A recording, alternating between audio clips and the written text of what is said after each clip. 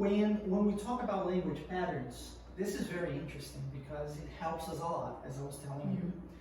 Language patterns really, really can give us a push, and we can be more right than wrong, let's say this way.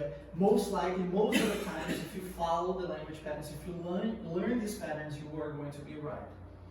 Now, I remember a case in the United States where I was talking to the other person about water, but the other person was understanding me saying order, and I was understanding the person saying water while the other person was actually saying order. And this created a huge, huge confusion. I was working at construction at the time, and I worked with a group of people that could not speak English. They were Portuguese, all of them, Portuguese. And I was the only one who could speak the language, English, and I could speak Portuguese as well to translate to them most of the time, so they used me a lot. Every vacation, when I had vacation from high school, for example, I would go and I would work at construction to make money. And it was during one of these times when a truck driver, he is the guy who drives the cement, okay? Taking the cement, so we could dump it there to work with it.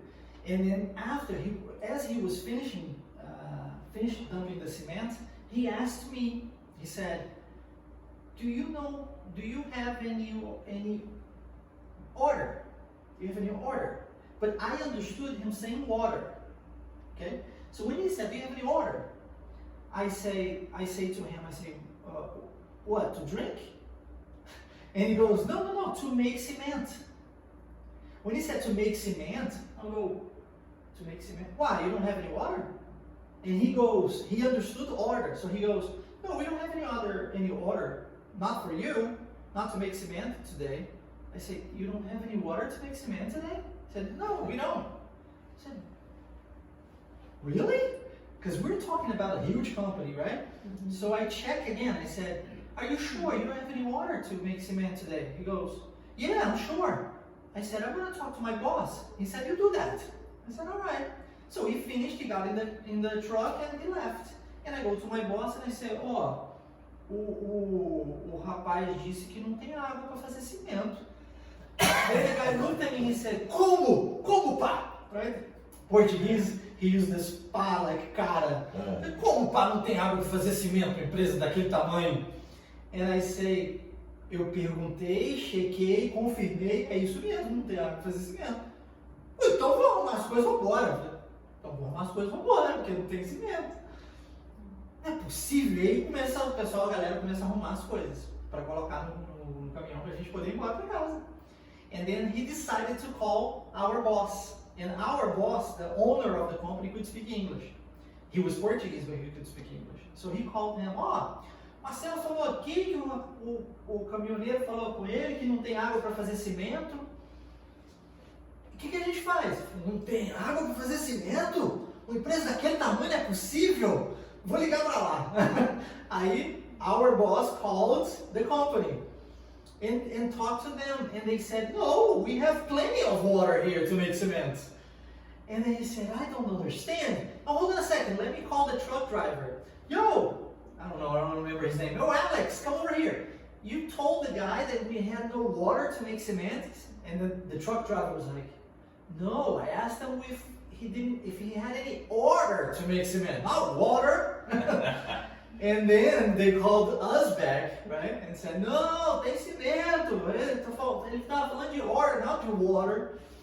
Mas você vê que quando você coloca na frase, porque você fala muito rápido, coloca na frase, e o D é transformado em R, e o T também, order and water acaba ficando muito parecido.